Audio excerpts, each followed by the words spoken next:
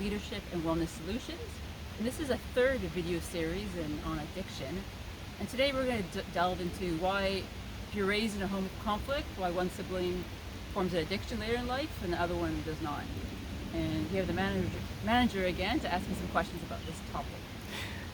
Yes, we're just trying to keep the good times rolling, so to speak.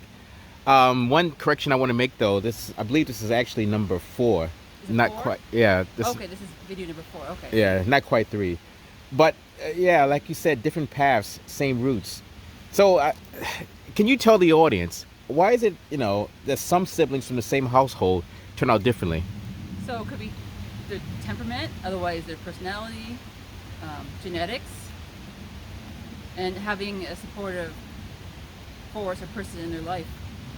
Those are kind of the main things why some siblings will go on to use drugs, and some will just channel that conflict into positive. Maybe they're going into helping profession, and they won't be doing drugs. That's what I was going to ask you in terms of how, for example, one sibling might become an addict, whereas the other sibling might become a CEO.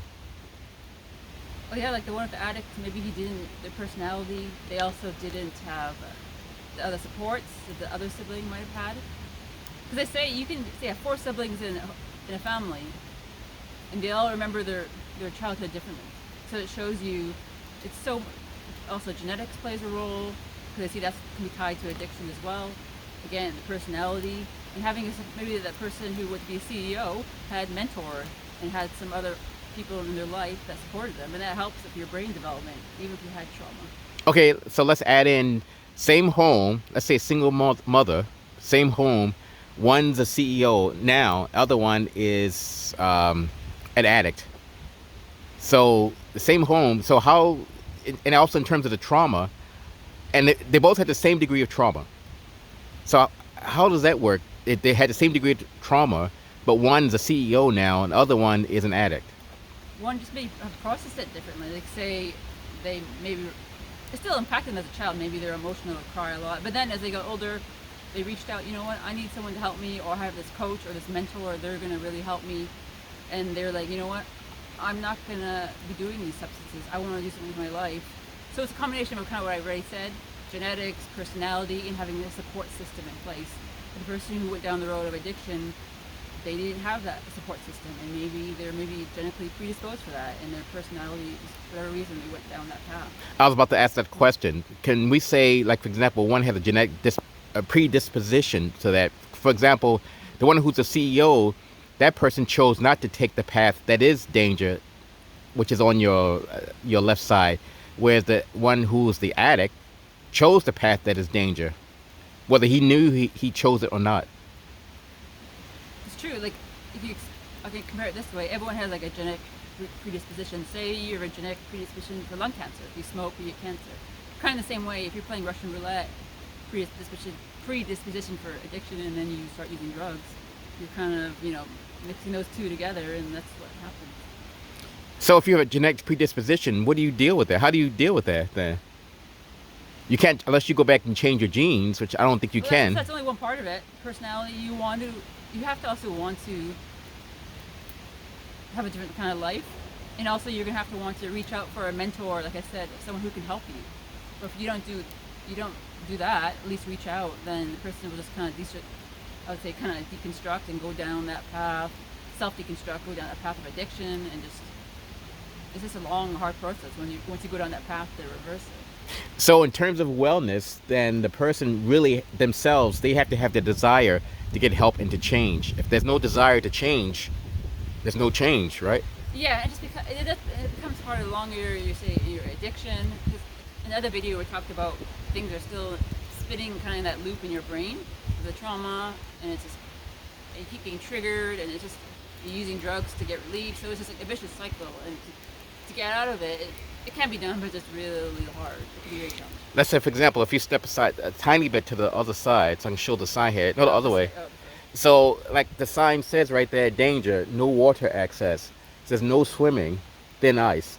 So if you are, you have an addiction, and you see, you got 2 choices here. You got the choice of, on the left, seeking help. On the right, going where it says no swimming and walking on the thin ice, but then when you fall through the ice, maybe that might be the thing. Can we say that might trigger that person to come seek help?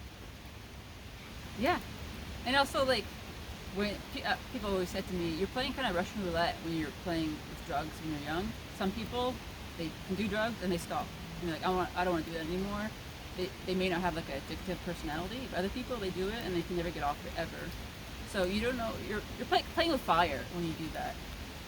So I guess the last question I want to ask is, if someone's young, let's say 14, 15, 16, and their friend says, hey, take a hit off this weed pipe, what does the 16-year-old do? It depends. If they want to fit in, they might do it. Because also, if they weed... The marijuana, but yeah. Yeah, marijuana, say it, but it's true. It's kind of like a gateway drug. It can lead to other things. Or if you say, no, I don't want to do that, and, you know, I want to do other things. But I can see it's really hard. You want to fit in, right? I get it. The other problem is if they fall prey to that societal pressure or that peer pressure, that marijuana could be laced with fentanyl, and then... Oh yeah, let's talk about that, because now fentanyl, there's other stuff, co-fentanyl.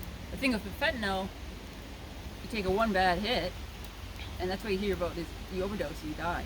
So it's not like before, you know, you play with drugs and you're like, maybe you're okay, but now, you can, and also if you don't die, you get hooked for life, and it's just a downward spiral. It's really hard. So this is why we're in this epidemic drug crisis. Yeah, so basically in this video, you know, we're talking about the addiction. I guess in this sense, it's the drug addiction. And drugs can also be alcohol, because alcohol is a drug. But I can tell you, for being a former law enforcement officer, we used to arrest people who trafficked fentanyl or were on fentanyl, and their lives were just destroyed. Now, mind you, some of them chose to turn their life around and seek help. And I've had people that were in that situation, they came up to me later on and thanked me, shook my hand, and we were the ones that had previously arrested them.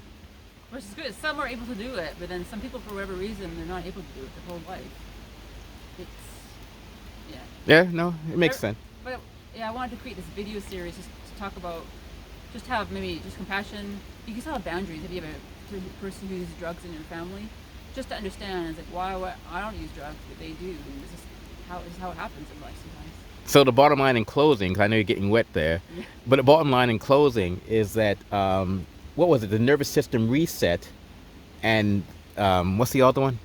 The guided meditation, or to help reset the nervous system, guided meditation, relaxation. This is basically calming the body down, because you're in that heightened mode when you're re-triggered with your trauma and your addiction. You want to build new memories and new, basically, circuits in your brain. Yeah, I think for me, the nervous system reset is probably the big thing that can really help a lot of people, but maybe we should just stop it now. You're getting too wet there. Yeah, we'll see you in the next video. Thanks for watching, everyone, and comment below any suggestions or what you've experienced in your family. All right, thank you. And like, share, and subscribe.